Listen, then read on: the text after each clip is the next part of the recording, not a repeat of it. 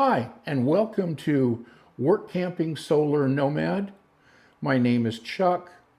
In our series on work camping, this video we will discuss interviewing your employer.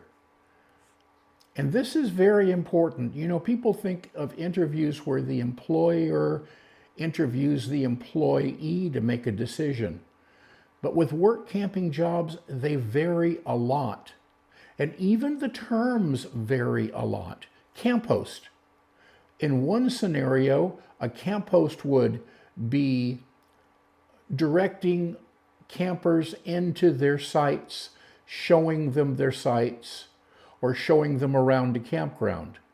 In another scenario, a camphost would be directing tent campers as to where to camp and cleaning bathrooms and cleaning showers. In another scenario, those things would be done by a separate contractor, and the camphost would not be getting their hands dirty. In another scenario, a camphost may be taking reservations and may be working in a gatehouse. So it varies quite a bit. In thinking of the tasks, if you're looking at volunteer positions, how many hours a day? And are the hours split up? In other words, let's say it's 6 hours a day, and they want you there from 9 to noon and 2 to 5. Your whole day is used up.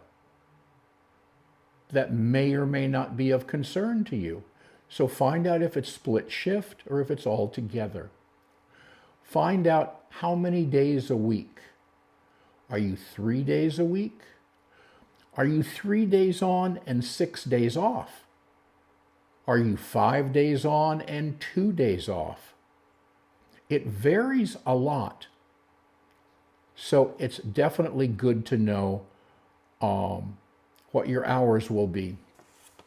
When you're looking at the different kinds of tasks that a camp host work camper could have, they could be doing office type of work, clerical type of work. They could be in a visitor center, for a national park, for a Corps of Engineer, for a state park, and talk to people that come into the visitor center. They could work in a gatehouse, as you can see where I'm working right now. Now, this particular day, to give you a feel for the day in the life of a gatehouse attendant, I am working a 24-hour shift today. Now, I will be in the gatehouse from 9 o'clock until 8 o'clock tonight. I will have a lunch break. I only have 3 people scheduled to come in. So I have 3 campers coming in. I have 5 or 6 people that I've registered to come fishing or boating. My total work time, if we put it all together, would probably be an hour. So I have time to make these videos.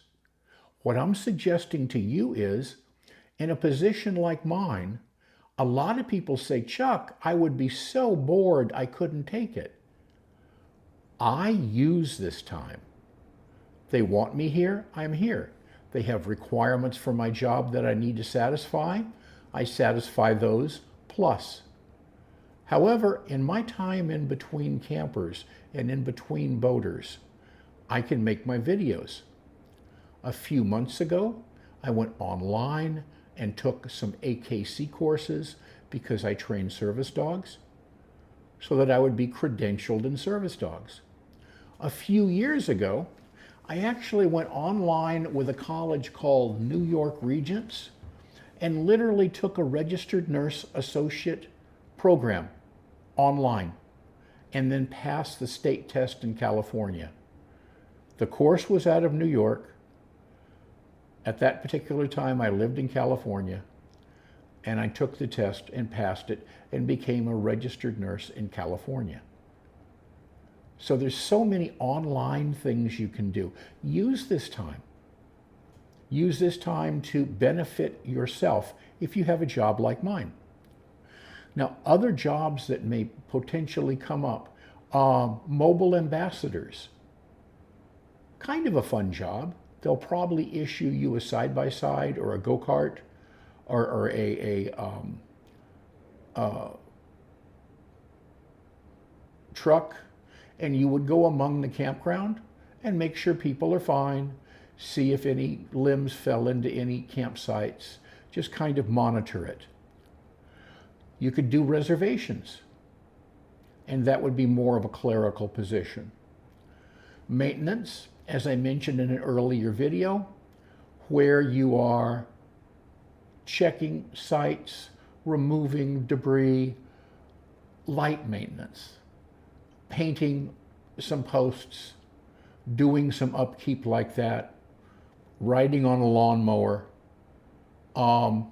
Advanced maintenance in a campground would be nothing more than changing electrical sockets or fixing a leaky faucet most of the time. And again, every camp host position varies. I see many advertisements for cooks where they want someone to do a short order cook during lunches. I see work camper positions oftentimes for housekeeping type of things, where a person is a housekeeper in cabins or in rooms or in a hotel, and they do their section, maybe 3 or 4 hours that day, and they're done. When you are in, and ask your employer all these questions. Ask your employer about the RV site. Is it full hookup? What I mean by full hookup, does it have electric? Does it have water? And does it have sewer? If it has electric, is it 30 amp or 50 amp? That's important to you depending upon the type of RV that you have. Does it have water, regular water hookup? Does it have sewer? Some of the concessionaires that take care of the national parks and the national forest, they may have work camper sites that maybe don't have electric, maybe don't have sewer, maybe don't have water, maybe they bring in water, maybe they bring in sewer. In the security positions for work campers, where they are gatekeepers for like oil fields and that type of thing, the company that hires you commonly provides a generator and provides a large water tank and a sewage tank and comes out and maintains those things. You need to know your begin date and end date, and then decide if this job is something that is appropriate for you. Now, commonly, work camping positions don't pay as much as a lot of other jobs. And a lot of people think, well, you know, I'm not going to work for that. And maybe that's okay for them. But I ask you this, how much are you spending anyway just to live? Right before this video, I went on the artificial intelligence, the AI in my laptop, and I asked it a few questions. I asked it, what was the average rent for a one-bedroom apartment in the United States? Now, I'm going as low as I can, just so you can see that. The average rent for an apartment in the United States is $1,600 to $1,700 a month. I then asked it, what is the average utility cost for a one-bedroom apartment in the United States? And AI answered me $150 to $300 depending upon the climate and area.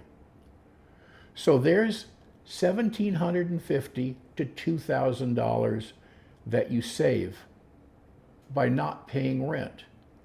But that's not the whole story. Before you get your dollar, you're taxed.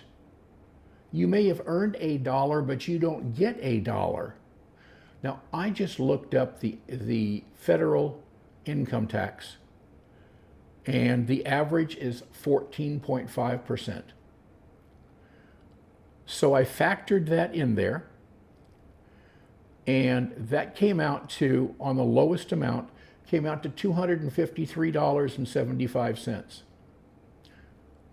So that's in addition to the money that you earned. So I add all that together, and I have between $2,000 and $2,500 a month that it costs you, that's the money that you earned, to be able to live in the smallest apartment with the lowest utility, basically average, that you could find. 12 times 2,500 is $30,000. So you save $30,000 a year having an RV site that is paid for and the utilities are paid for. Definitely a lot of money saved, and therefore you can earn less and live well. I am very comfortable. I live very frugally. Our video has now got up to about 12 minutes. I wanted to cover in this video the kind of questions that you would want to ask an employer. If you can think of any that I did not mention, please enter it in the comments below or send me any comments that you would like. Please subscribe to the channel. I would really appreciate it. I'm going to go ahead and let you guys go this time. You have a great day, and I will be back in touch with you with further information on work camping. I want to talk more about the federal contracts that you can get and how you get them. And I want to talk to you about some of the volunteer positions that are available more in depth. Have a great day. Thanks. Bye.